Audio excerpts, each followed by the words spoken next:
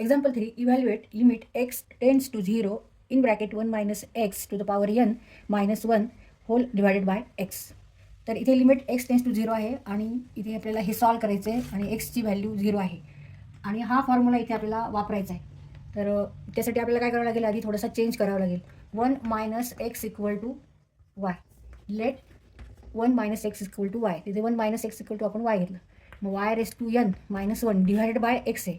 तिथे x equal to minus x equal to y minus 1 minus x equal to y minus x.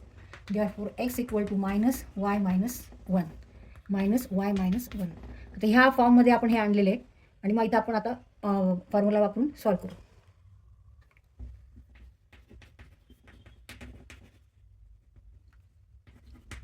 Limit x tends to 0 1 minus x to the power n minus 1 divided by x.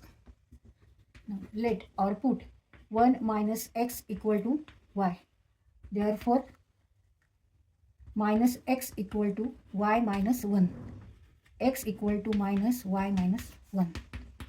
And when x tends to 0, then 1 minus 0 equal to y. Therefore 1 equal to y. X tends to 0, then y tends to 1.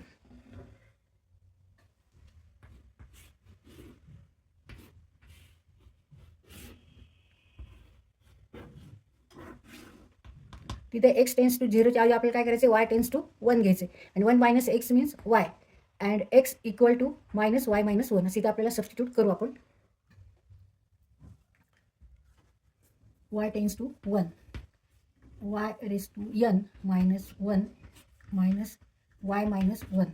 आता इथे हे minus आहेत, तिथे आपण minus आधी घेऊ मग limit घेऊ. Limit y tends to 1 y raise to 1 minus 1 divided by y minus 1 minus limit y tends to 1 y raised to n or y to the power n minus 1 divided by y minus 1. आता हे जे आहे हे ह्या याच्यात आपण त्याचं रूपांतर केलेलं. ते y रेस टू n आहे, a raise to n number इथे 1 आहे, a इक्वल टू 1 आहे, पण a ची पॉवर इथे नाही दाखवलेली. आपण 1 ची पॉवर n धरली तरी चालेल, कारण 1 ची पॉवर n बरोबर 1च येणार आहे. त्याच्यामुळे इथे लिहिलं काय नाही लिहिलं काय तरी चालेल. Minus now use this formula. Here power is n and number is 1 raise to n minus 1. 1 raise to n minus 1 is equal to also 1. एकची किती जरी पॉवर असली तरी त्याचा आन्सर 1च येणार आहे, म्हणून इथे आपण 1 घेतले. Equal to minus n because 1 raise to n minus 1 equal to 1. therefore answer is minus n. Answer equal to minus n. Example 3, evaluate limit x tends to 0 in bracket 1 minus x raised to n minus 1 divided by x. Limit x tends to 0 1 minus x to the power n minus 1 divided by x असं म्हटलं तरी चालेल.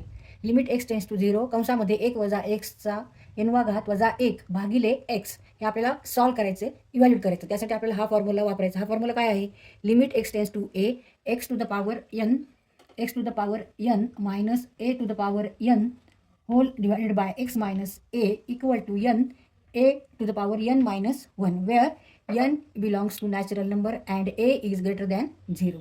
n belongs to natural number and a is greater than 0. तर ह्या सर्व terms ज्या आहेत, ही term ही आपल्याला ह्या फॉर्ममध्ये आणायची, अशी आणायची आहे. तर त्यासाठी आपल्याला काय करावं लागेल, इथे तर 1 मायनस एक्सच्या ऐवजी आपण y घ्यायचे. Let y equal to 1 minus x y equal to 1 minus x.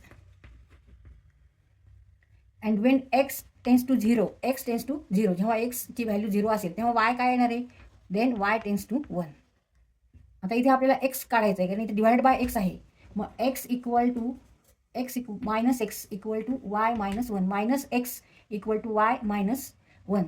Therefore x equal to minus in bracket y minus 1 असं आपल्याला लिहावं लागेल.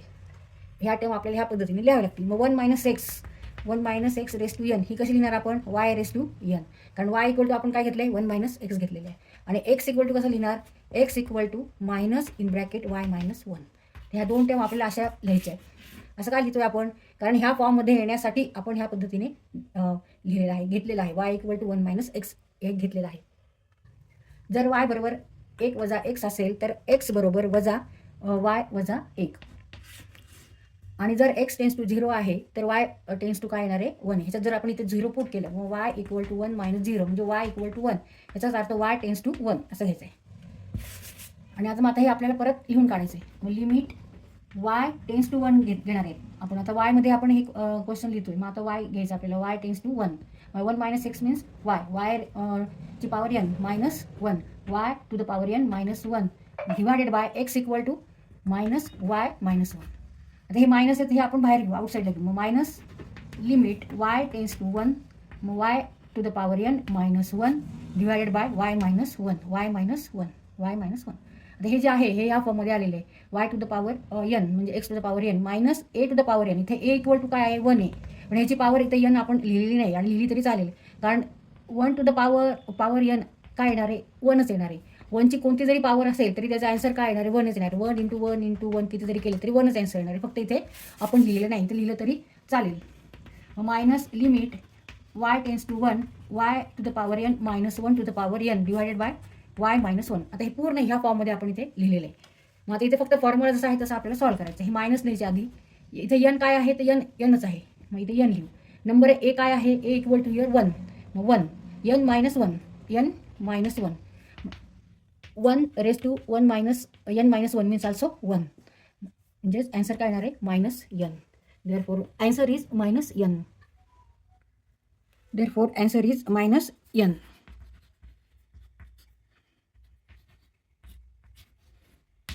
कारण एकची काही जरी पॉवर असली तरी त्याचे आन्सर एकच येणार आहे. 1 n मायनस 1 मीन्स 1. ह्याप्रमाणे आपण हा क्वेश्चन सॉल्व्ह केला आहे. आधी आपण जो क्वेश्चन आहे त्याचं ह्या फॉर्म्युला वापरायचा आहे म्हणून आपण त्याचं कसं रूपांतर केलं? Y equal to 1 minus x घेतला. And when y equal to 1 minus x then and limit is here x tends to 0. X tends to 0 therefore y tends to 1 येणार. इथं जर आपण 0 ठेवले एक्स इक्वल टू 0 तर मग वाय मायनस 1 मायनस 0 येणार म्हणजे वाय टेन्स टू 1. आणि जर y equal to 1 minus x असेल तर minus x equal to y minus 1. Therefore x equal to minus in bracket y minus 1.